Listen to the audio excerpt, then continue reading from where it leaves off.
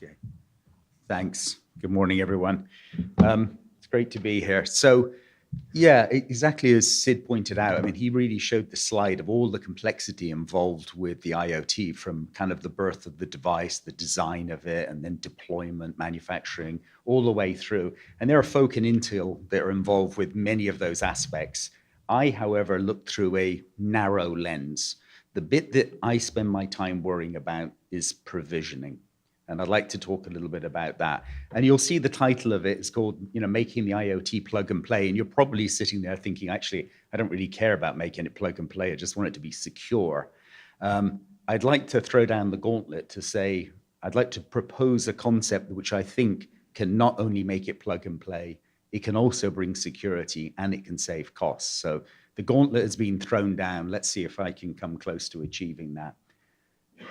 So, when I first started getting involved in this space, which wasn't so long ago, maybe about a year ago, it was really explained how devices get commissioned, how they get provisioned. And it seems like it goes one of two ways. Option number one, along comes some box, along comes an engineer, maybe with a USB stick, sometimes with a PC. They plug the PC in, they plug the USB stick in. And back to Sid, who knows what happens to the password, right? Maybe the right one gets installed. Maybe who knows where it eventually ends up. So it's painfully slow. It's clearly insecure because we've got a human in the middle of it. Time is money, therefore it's expensive. And there are people who say, hey, hang on a sec, Richard. There are automated ways of doing it, and there are.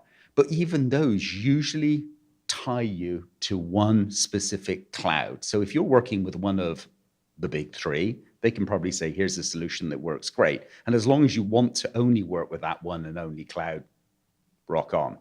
But as soon as you say, well, no, I don't, I'm working with another guy, or I may want to work with the other guy, or I have my own solution, and maybe it's on premise, it's not even really a cloud, then you're kind of a little bit out of luck. And so I was trying to look at for a parallel of how, and I hope you'll forgive me for this, of how could the world be? And I kind of looked at, I guess I work at Intel, so you look at the PC market. And so you've got this kind of little PC thing on the left-hand side, and you come along and you shove this thing in called a USB, and then, software gets exchanged, and about a minute later, the thing sort of works most of the time, right? And that's what USB does. Whereas we're not even close to that in terms of provisioning in the IoT. So let's have a little look at how we think the world should be.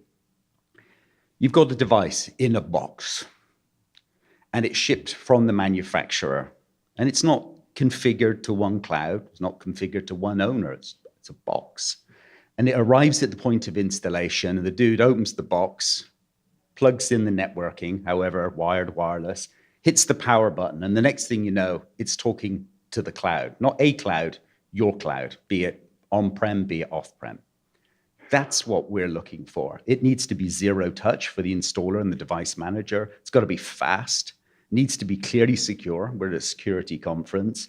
It needs to be totally flexible on hardware. And let me be blunt. That means great if it's got Intel inside, but great if there isn't Intel inside. It works regardless of what's running inside that box. It needs, as I said, to work with any cloud solution.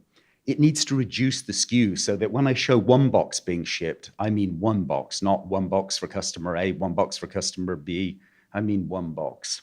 And clearly, this has got to be solved at the industry level, not just for one vendor. Now, just a quick show of hands. I spend too much of my life living in the semiconductor world, and so we kind of know each other. Hands up who knows who ARM is as a company. All right, good deal. So, as you know, Intel, we make chips. We make lots of chips. They go into big processors. They go into data centers. Hopefully, they're in your PC, and we thank you for that. But there's an awful lot of other stuff out there. There's phones. There's control devices, that's sensors. And the company that provides an awful lot of that lower power technology is a company called ARM. And I'm not here to advertise them, but I can tell you they've shipped somewhere north, I think, of 100 billion devices. That's with a B. So most of the week, Monday to Thursday, you probably say, well, don't you two kind of compete? And we kind of sort of do. We kind of compete. But when it came to this particular problem of onboarding, we actually got talking and came to the grand conclusion that we decided it was a problem and it just needed to get fixed. Not fixed for Intel, not fixed for ARM, I mean, just fixed. And so we've been working with them for some time now to literally address this issue. And I'd like to kind of at least walk you through it. And some of you may have seen it before. It's called Secure Device Onboard.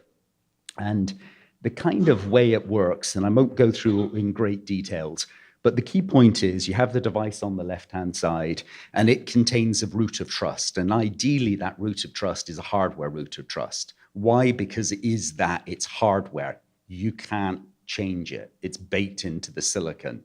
Our silicon, someone else's silicon, it's baked in. When you basically plug the device in, what happens is it connects up to a cloud. I've shown it as the Intel cloud here. It's called a rendezvous server, but it could be run on your premises. It could be run by your partner. It doesn't have to be us. There's an exchange where it says, hey, I'm awake. Who owns me? And it says, you're owned by that cloud. And it points it to a cloud. Now, at that point, you don't know for sure whether that's right or wrong. So what happens then is the cloud and the device, because of the cryptology that's used, basically talk to each other, and one establishes itself and says, I really am your owner, I am your daddy, and the other one says, oh, I'm really your son. So now you've got this proof between the two, hard and fast, that the two, one is the device, one is the cloud. And at this point, you can start pouring down all of the passwords that you want to. You can download agents, you can download software. So that's really what it means. You can actually automate the whole provisioning.